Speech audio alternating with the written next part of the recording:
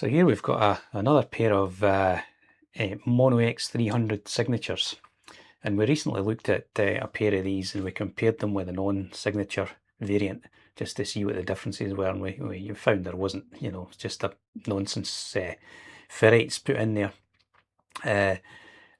So this is just a follow-up, and I've found another astonishing piece of work in here. So let's have a look. Here we are looking at the noise floor of one of these amps then, and this is after all of my mods to get rid of the horrible spurious signature that we expect with these amps, or spurious characteristic that comes with them. But looking at this floor, we've got 100 Hertz, 50 Hertz, 100 Hertz and harmonics popping through the floor here, so we've got some leakage that we don't normally see. And that's a wee bit concerning, because I'm thinking at this point that I'm pretty much finished with these amps, and then you go and measure them and find this and realise there's a whole bunch more stuff to be figured out. So looking at this, and I just don't recognise this as anything normal. But the story gets worse. Let's look at what happens when we put a signal on here. So let's do that. We'll reset our average in to catch up there. And when we look at the signal, we've got these 100 Hertz sidebands on the fundamental and in all the harmonics. And so you get this kind of horrible noise floor going on here. And so something's obviously wrong. And, you start to question what you've done here, and what's possibly causing this. However, both amplifiers are measuring the same. They both show this characteristic. And so then, you think about, okay, is my measurement okay? Is there something I'm still thinking I'm doing something wrong here? But the answer comes clear when we look inside the unit. So let's go and figure out what the cause of this is, and then we'll deal with it. Okay, so before looking at these signature units, this is my own unit, and I'm just looking inside here and looking at this test strip. It's a power supply test strip we've seen before. Most of the amps have got this. And specifically I want to look at, we've got plus 77, minus 77, and then plus VCC and minus VCC. So I'm going to go and measure these in my own unit, and we'll kind of just briefly talk about what those are doing, and then we'll go and explore the signature unit and see what's happening there. Let's just measure these voltages then. And so the plus 77, 76, so a wee bit low, but we're not actually worried about the absolute accuracy here. I just wanted to get some numbers on this.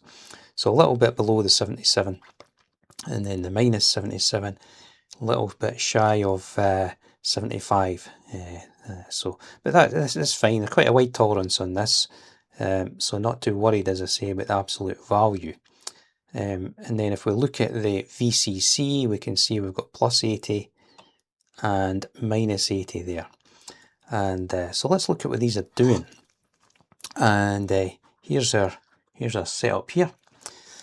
So that plus and minus 75-ish that we measured, 77, whatever, that is coming from the regulated, these are regulated supplies, and these drive the gain stage and the buffer. And it's important that these guys get a nice quiet supply, and so that's why that's been done like that. They've got that. These are low power, so we're not pulling any power through here, so we can regulate these levels and do a good job for our gain and buffer stage. The power stage is demanding power, so regulation there is generally not done in power amps, and so what we've got is this plus and minus 80 volt unregulated supply that feeds the power stage. And there's no actual gain here, it's just raw grunt, and then we're driving our output. So that's what these two supplies are for. Now let's go and look at these signature units where we've got a problem, and we'll figure out what's going on. Right, so when we look inside the signature unit, we can see that we've got a couple of diodes that are bridging these test points here. We're bridging the VCC and the plus and minus 77. And so what are those doing? And I'd seen pictures of these in the past and kind of wondered if this was something to do with fixing the horrible noise floor that we're dealing with separately. But these are the first units I've had my hands on that I've got these diodes in. The previous signature units we had didn't have them. And so these have been added at some point, or possibly been added and then removed. And we'll kind of explore why we might want to remove them. So let's say, what exactly are these doing? And let's look at where they are actually in the circuitry. Right, so here's a diagram again, and what we've got is the diodes between these 2 points here.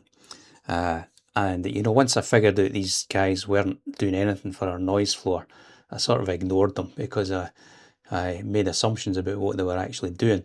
And generally, when you see diodes tied to a supply line, it's a protection kind of thing. You're just going to use them as clamps. And so if we take the plus 75 volts as an example, what you would assume you would do is you would put a diode in this direction here, and you're using this 80 volt meaty supply, you're using that as your reference. And what we're going to say here is if something goes wrong here, then that diode is going to clamp the voltage here. It can't go more than a diode drop above the 80 volts.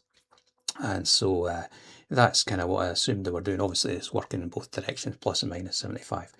And that would be fine. There's no harm in that. I don't see any value in it, however, because these regulators have got their own protection diodes around them, so that's already been taken care of. And I kind of just then thought, well, it's just a kind of gimmicky thing that we've done in the signature to make a change, and therefore, crank up the price and ask for a bit more, justifying some design change, although it doesn't actually do anything, as we've seen with these ferrites, etc. The absolutely mind-boggling thing that's going on here is the diode is not connected up like that. It's connected the other way around. So we've got the diode connected like that. And what's happening is we've got this 80 volt unregulated rail, so we've got some ripple on that.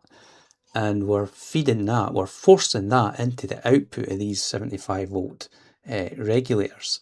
And that's what's happening. That's why we've got all this garbage in our noise floor. It's because we're feeding unregulated supply into this gain and buffer and making an almighty mess there. And of course the other thing is that we're driving that 80 volts backwards up these regulators, which I can't imagine they're going to be too happy about it. Whether they've survived or not, I don't know. So it's just, I'm absolutely baffled by this one, why this has been done. And it's obviously, the intention's maybe been correct, but it's been implemented wrongly, and then it's obviously never been caught. We're shipping these things, which is just crazy. So we'll go and we'll chop off these diodes. The amplifier and gain stage and whatever, these amps, it's never changed for 30 years. We've never had these diodes in place. So why we're adding them now, I don't know. And they're going to be causing these problems here that we're seeing. So I see no harm in removing them. I see no value in them being there at all, actually. So we'll go chop these off. And my expectation is then that the amp is going to start to perform as we expect, and we're going to be back to normal. Question is whether we've killed these regulators and whether we're going to have to replace them or not, but let's see. Right, we'll just make a quick measurement on these rails before we go and chop these diodes off. And if I measure what was sort of plus or minus 75, 76, just measure on the diode there, and you can see we're up near the 80, 79. So that's your 80 volts minus your diode drop. And same on the other rail there, minus 78. And it just confirms what we're doing. If you're seeing nearer the 80 volts on these rails, got a problem here. And so, right, given we've powered it up, I'm going to let the thing, we'll power it down, let all the big caps discharge, chop these off, and then we'll go and see how it performs after that. Right, here we are looking at our noise floor after we've chopped those diodes off then, and I mean this is what we're looking for. Very, very quiet, clean, flat noise floor, nothing popping through at all there. Can't even see any 50 Hz component. So this is what we expect to see. This is how it should be. and it just astonishes me that what we saw before actually passes, you know, but there we go. Let's put a signal on now and we'll see how that is looking for us. So there we go. Not a huge level again, just about 10 watts. But you can see the fundamental super clean harmonics are all, you can identify them all super clean, no sidebands, nothing. So that's good.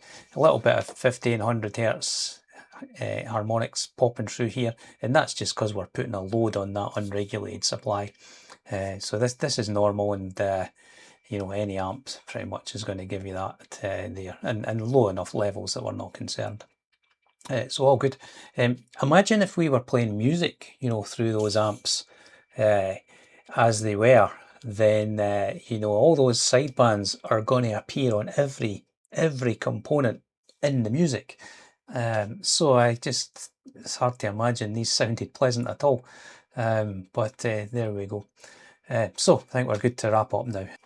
Alright, here we are with our X300s all complete then, and just an astonishing piece of work that this diode the wrong way around can creep into a design like this.